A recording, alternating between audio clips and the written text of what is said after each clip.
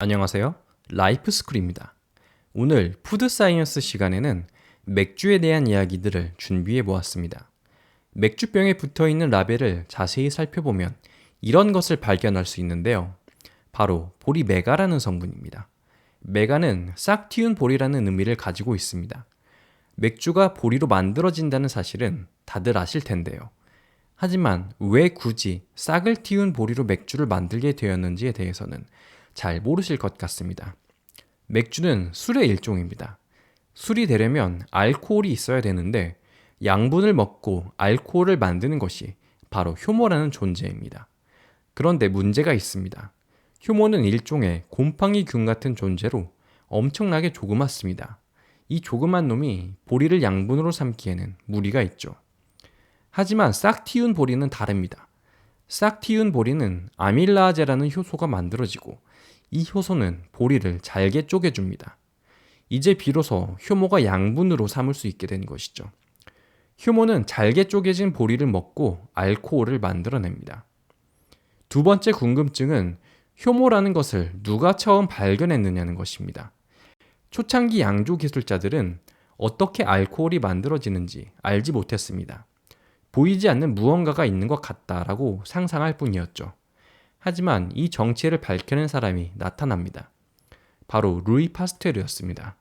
보이지 않는 무언가는 바로 효모라는 사실을 밝혀낸 겁니다. 이후 각지의 양조장들에서는 효모의 인공 배양 기술 개발과 개량의 힘을 쏟았고 자연의 힘에만 맡기느라 들쑥날쑥했던 맥주의 발효 과정을 인위적으로 통제할 수 있게 되면서 맥주의 품질과 양산 속도가 비약적으로 향상되었습니다. 세 번째 궁금증, 중세 유럽 사람들은 왜 물 대신 맥주를 마셨나?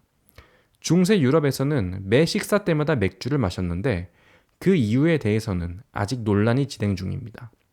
수질이 나빠서 마셨다는 의견과 그냥 기호식품이었다는 의견이 있습니다.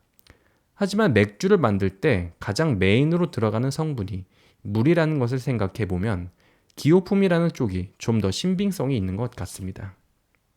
부유층은 와인을 마시고 중산층은 맥주를 마시고 하층민은 물을 마셨다는 10세기 한 영국 수도사의 기록이 존재하는 것 역시 기호품이라는 주장에 힘이 실리게 합니다.